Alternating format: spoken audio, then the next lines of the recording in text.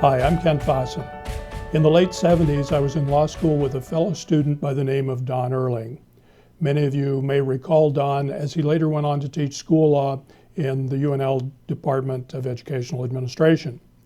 One day between classes, I decided to take a moment to go to the student lounge. I spotted Don sitting in the far booth, so I went over to join him. As I was approaching, Don looked up and said, "Why didn't we have this in our education classes?" As it turns out, Don was taking a criminal law class and was reading about the theories of punishment. Don's thinking was this: when we are developing our student codes of conduct, we tend to ask, what do we want the punishment to be? But what we should ask first is, what do we want the punishment to accomplish? Asking ourselves what we want the punishment to accomplish leads to a discussion of the theories of punishment. So today, in memory of Don Erling, I'd like to take a moment to first review the theories of punishment, then discuss how we might use them in developing our student codes of conduct, and finally address when, if ever, a court will intervene because a student's punishment is too severe. There are 5 general theories of punishment. The first theory is retribution. This is the theory that society has rules, and if you break those rules, society demands that there be unpleasant consequences. The theory has sometimes been described as social revenge. The second theory is restitution. This is sometimes referred to as restoration. This is the theory that focuses on the victim and to the extent possible tries to make the victim whole. Under this theory, if a student breaks another student's eyeglasses, he or she would be expected to pay for the repair or replacement of those glasses. The third theory is rehabilitation. This theory is based on the notion that a perpetrator can be taught to change his or her behavior to be more in conformity with the rules of society. An example of punishment under this theory would be the requirement that a perpetrator participate in an anger management program. The fourth theory is removal. This is also referred to as incapacitation. This theory focuses on removing the perpetrator from society in order to protect the rest of society. In the criminal context, this means imprisonment. In the school context, it means suspension or expulsion. An example of punishment under this theory would be the expulsion of students involved in gang violence at school. The fifth theory is deterrence. Under this theory, the perpetrator is punished in a manner severe enough so that other students who might consider the same infraction will fear the punishment enough to avoid ever committing the infraction themselves. You will notice that the various theories of punishment focus on different people. Restitution primarily focuses on the victim, rehabilitation primarily focuses on the perpetrator, removal primarily focuses on the rest of society, and deterrence primarily focuses on other potential perpetrators. Okay, those are the theories of punishment. Now let's discuss how we might use them in developing our student codes of conduct. Student codes of conduct are developed in different ways by different districts. In some, the administration does the review. In others, a committee is used. And in some, even the board members get involved. Although there are different ways student codes may be developed, the method chosen usually involves a group of individuals. And anytime you have a group of individuals involved in the decision-making process, there are 3 risks that need to be protected against. The first risk is that the first person to speak sets the direction for the discussion and everyone else falls in line. This is often referred to as groupthink.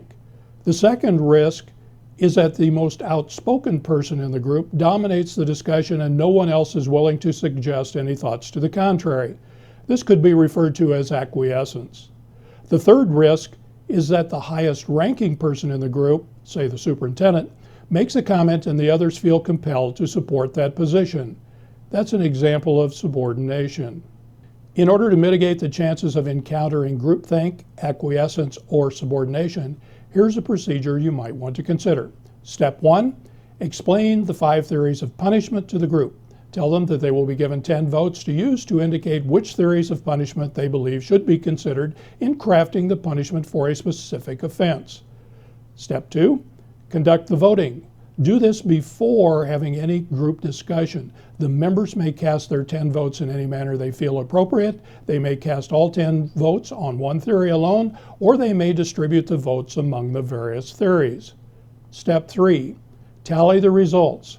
In order to save time, use one of the readily available software programs to do the compilation. Then share the collective results with the group. Step 4, have each member disclose his or her individual votes and share his or her rationale for such votes. After each member has had the opportunity to share his or her voting rationale, open the meeting for a general group discussion focused on what the committee believes the punishment should aim to accomplish. Keep in mind that this procedure will not provide a formula for determining what the specific punishment should be, but it will provide an avenue for engaging all of the committee members in the discussion regarding what the punishment should accomplish. Okay, so much for the theories of punishment. Let's now turn our attention to the issue of the severity of the punishment and when, if ever, the courts will intervene. There is one Nebraska Supreme Court opinion that is quite instructive.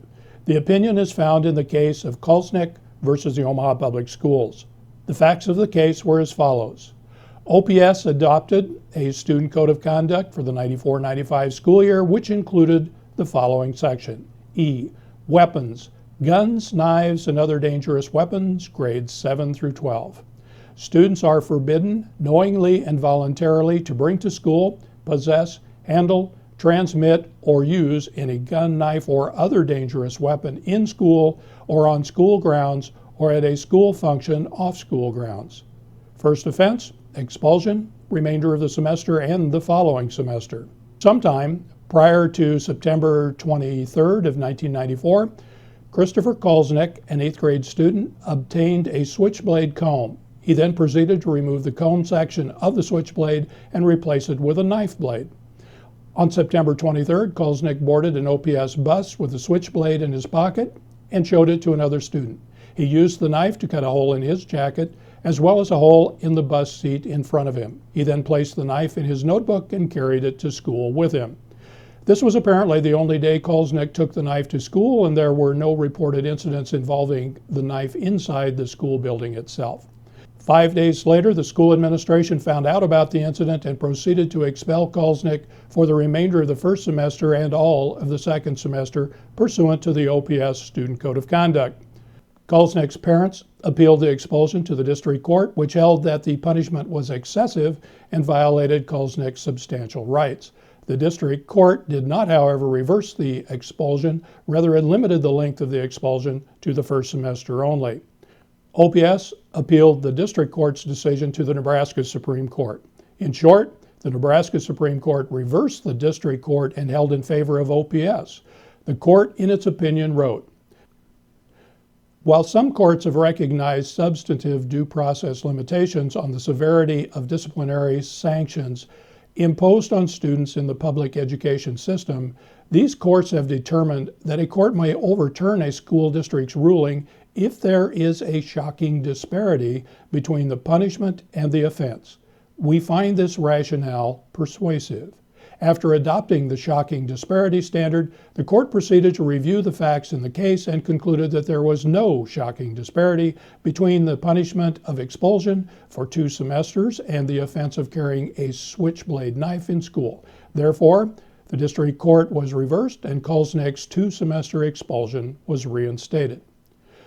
So when will a court intervene in a case involving the severity of a student's punishment? It will intervene only if there is a shocking disparity between the punishment and the offense. Thanks to Don Erling for the inspiration for this topic and for his decades of service in multiple capacities to education in Nebraska. Also thanks to the attorneys at the Perry Law Firm for assisting in making these videos possible. And thanks, of course, to you for watching.